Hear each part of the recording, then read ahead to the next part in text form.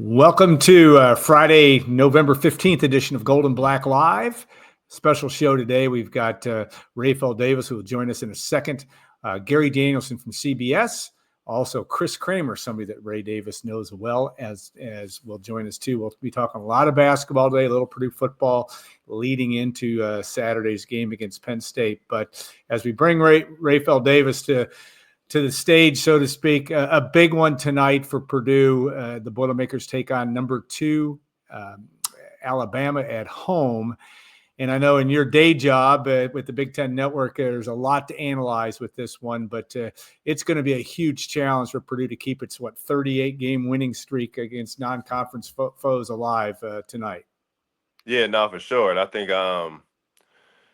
some of the biggest things that Purdue, I guess, needs to do are, I guess, Purdue staples. When you think about Coach Painter, not just right now, but from when I played, from what Chris Kramer played, it's the defense, guard the ball, keep the ball in front, rebound at a high level, and then don't turn the ball over.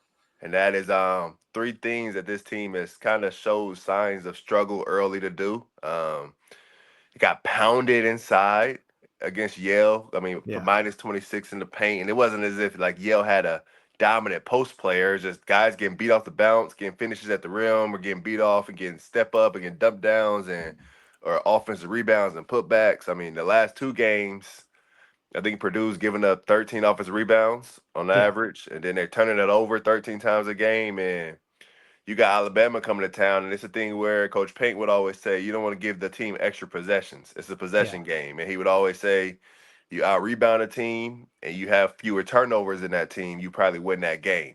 So I think Purdue probably did a bunch of rebounding drills because, Cliff Amore loves to kind of crash the glass, hang on rims, and they got a couple big guys that kind of get in there and make some hay. So I think no matter who's in there playing the 5, I think you just got to go and rebound. You look at the game against Yale, and it was Will Berg, Riley Burgess, and Caleb First, but they all in 30 minutes of play, they combined for 3 rebounds, which is hard to do. Coach Paint would normally say, I could get more rebounds than you in a wheelchair or something like that. So I think those guys are going to have to rebound at a high level. I think it's a game where Braden, you think your big three really have to come and play well.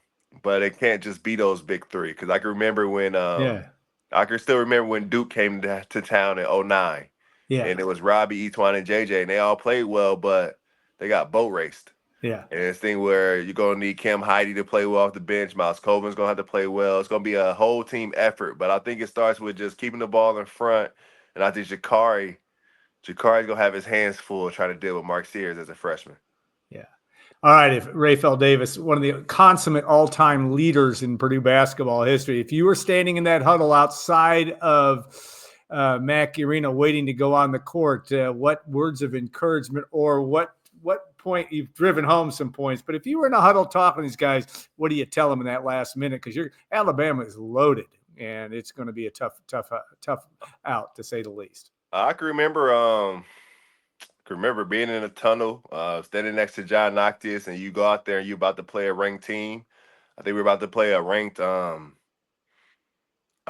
Maryland team or a Michigan State team, one of those two, and it was you just talk and say, I mean, at that time we weren't ranked, we weren't top 15 in the country, but it's a thing where let's go eat off of their plate, let's go make a name for ourselves. So if I'm Jakari, if I'm standing next to Jakari, remember, it reminds me of myself when I was standing next to Vince Edwards, and Vince Edwards was a freshman. I was telling him this is a game where you can make your name strong, and you got Mark Sears coming to town and Jakari being a freshman, CJ being a freshman, they're gonna get that assignment. So I'm telling those dudes just to guard your yard, just do what we work on, stuff like that, and but just at the most, just have fun with it. It's a big game.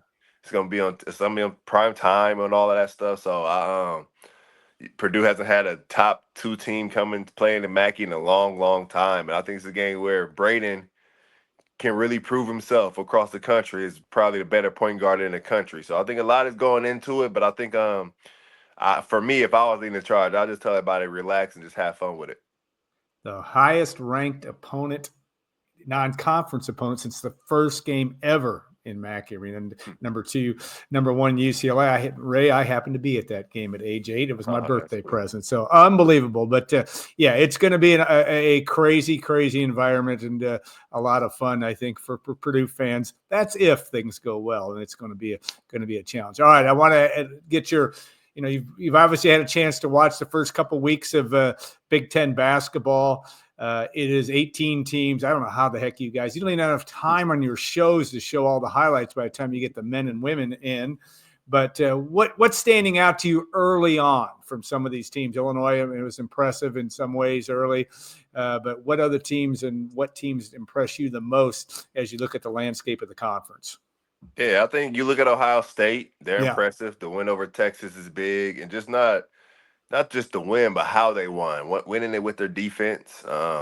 Youngstown State, I mean, obviously they beat them pretty bad, beat them up bad, but they shut their water off. Youngstown shot 24% from the field, never had it going, and Ohio State they had other guys step up. In the game against Texas, it was Michael Parrish. It was Bruce Thornton kind of leading the way. It was Devin Rory off the bench. And in that game against Youngstown, it was Sean Stewart. It was Michie Johnson. It was Aaron Bradshaw. So they got a plethora of guys that can beat you offensively. And then the way they're connected defensively, and Coach Diebler has them going.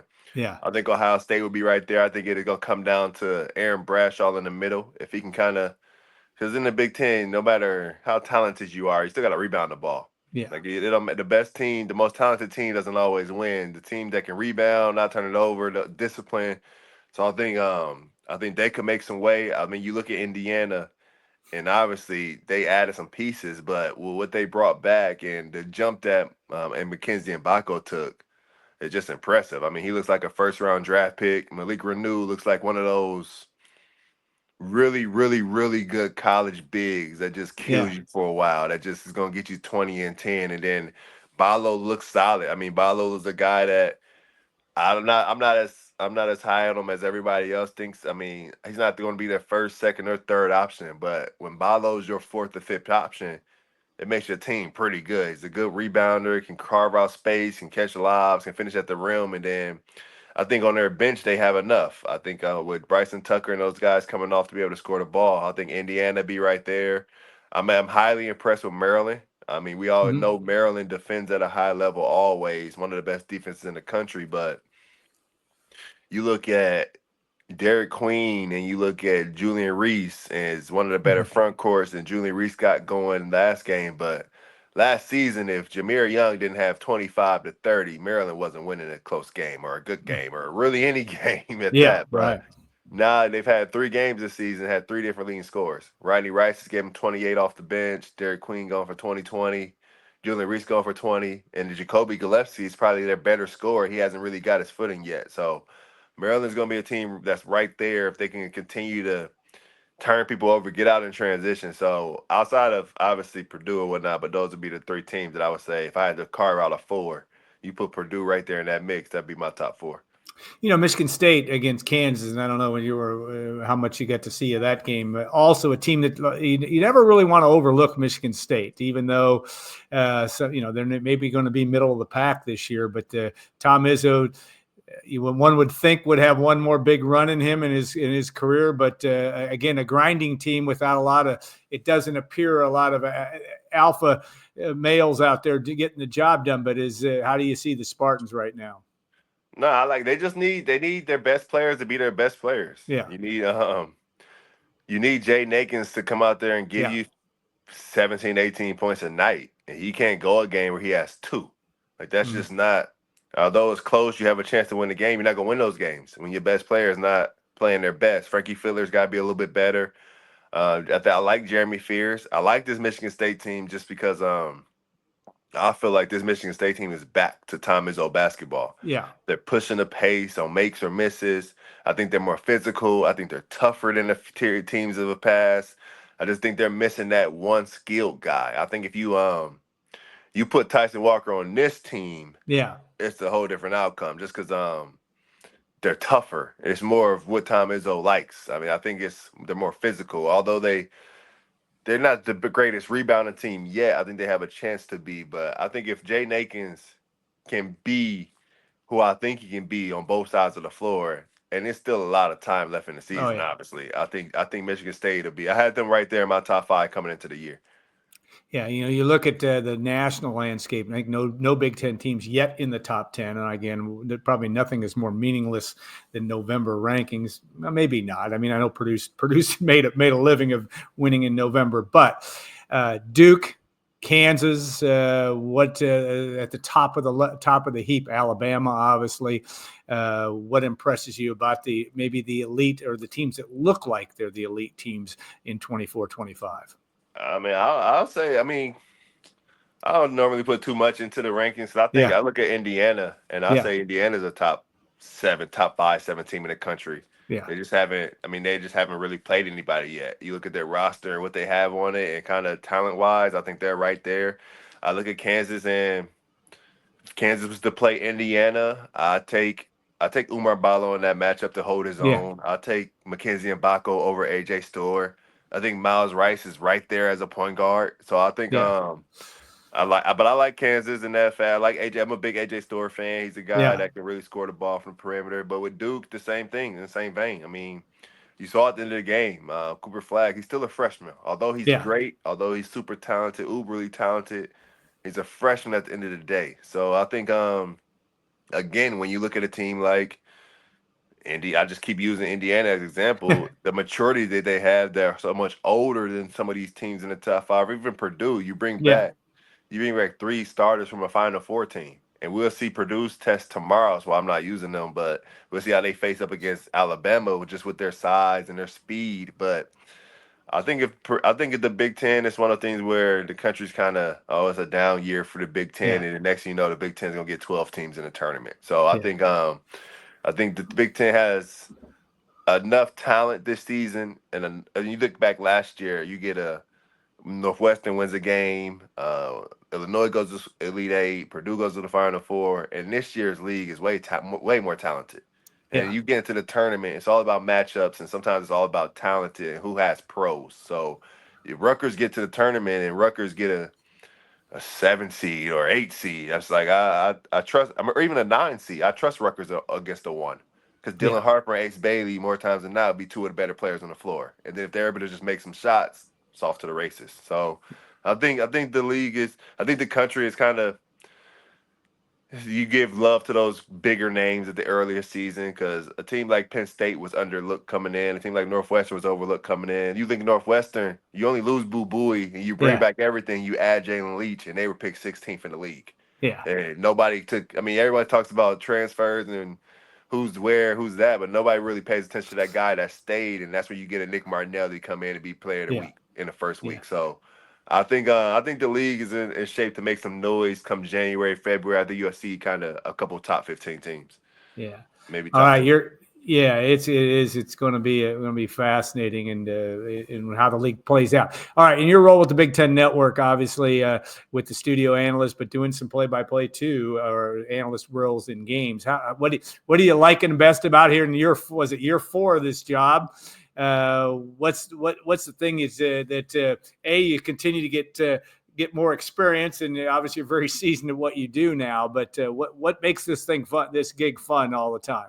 It's not a job. Yeah, It's like yesterday, you walk in the studio around 5, you walk out at 2 in the morning after the West yeah, Coast games. It's just like, it just is what it is. It's just you watching ball. You just watching hoop. Now you got the chance to watch a West Coast team. So it's the yeah, thing where you watching 3 games back to back to back, and it's what everybody that loves basketball grew up playing basketball, watching basketball. It's what you want to do. It's the same thing I would be doing on a Tuesday or Wednesday night. I just be texting in the group chat about it instead of talking yeah, about it. So it's a thing where I can't complain about it at all. The Big Ten Network, they're extremely good to me.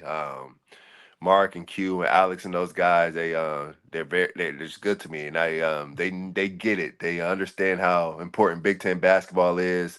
They understand what goes into it, and it's a lot of fun. And I'll take the gig just like I took playing. It's a lot of watching yeah, film. It's a lot of yeah. practicing. I know, like I caught the Northwestern game Tuesday, but then Right.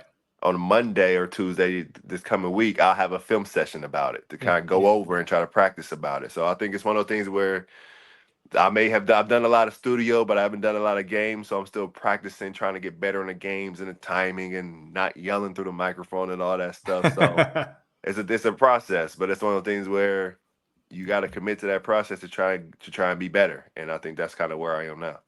I'm not going to bet against you. You were one of the great offensive players coming into college. You left an elite defensive players. Appreciate it.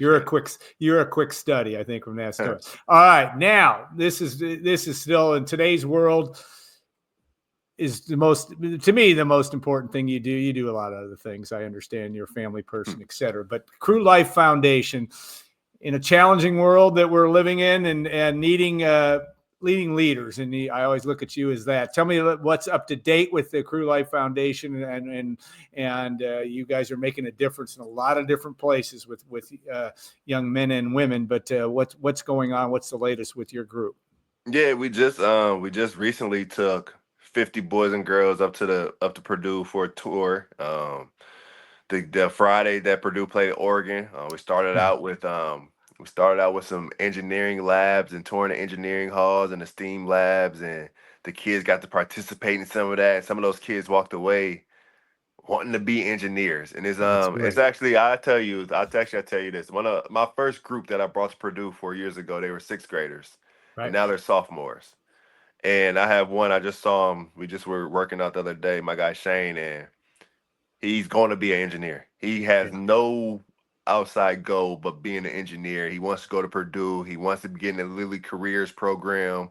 Like he is just hell bent on it. And I think you saw that from some of those sixth graders that I took this time, where they had that same bright light. And that we took Shane on this trip, and we were in those STEAM labs, and he won every contest. He won Yeah. everything. You could see you can kind of just see it kind of growing up through it. And so then that was that. We took 25 kids the next day up to we took 15, 20 kids up to the next day for volleyball. It was just real cool. We're having our free Thanksgiving camp the day after Thanksgiving on the 29th here in Fort Wayne. And no, we're it's just a lot of fun being able to be a part of these kids' lives, watch them grow up.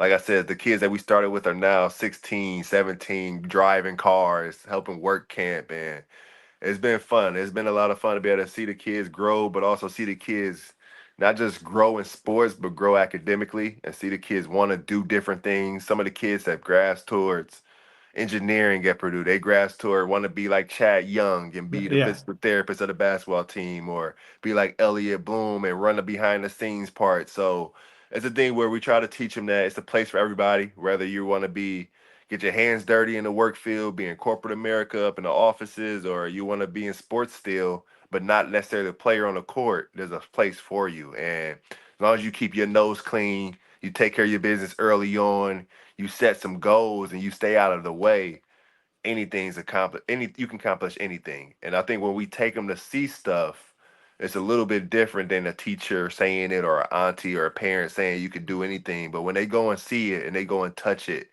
it really, really makes them believe it, and it really starts a process in their mind that's kind of unexplainable, because the kids you can see the difference in some of the boys that we've been with compared to their peers, and their mindset and what they want to do, and kind of their focus is just a little more advanced.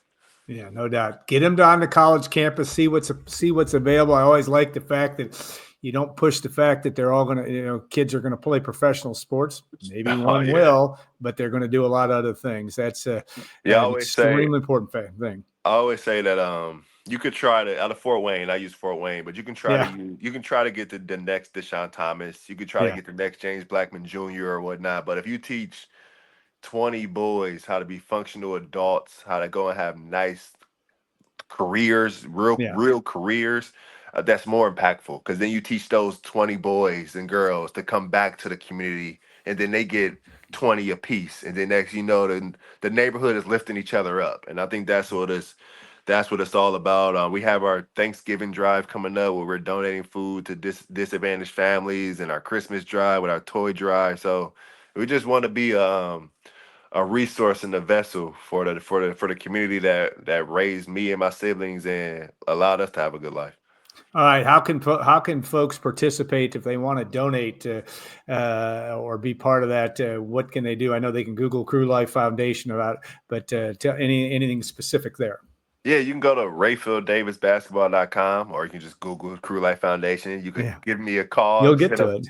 it. Find us. Our email is crewlifefoundation@gmail.com. But right now on our website, we're planning for our basketball camp on the 29th. You can go in, and if you want to make a $25 donation to camp, all of the camp proceeds are going to our spring college tour. So there's the option for a camp ticket at $25 a donation. You can go in and support that way.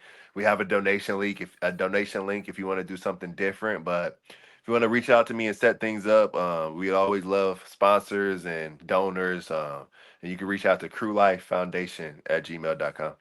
All right, well said. And we need leaders in this world, and you are certainly one, and we appreciate that. In addition to into all the work that you do with basketball, thanks so much, Ray. Thanks so much for taking the time in this busy time and crazy. Got a head on a swivel these days, I'm sure, but we appreciate that. All right, we will stay tuned in a couple minutes. We'll be back with our next segment on Golden Back Live. Thanks to our sponsor, State Farm agent Trent Johnson at Triple X on the hill, but on the level of Purdue tradition since 1929. Stay tuned. We'll see you in a couple minutes on Golden Black Live.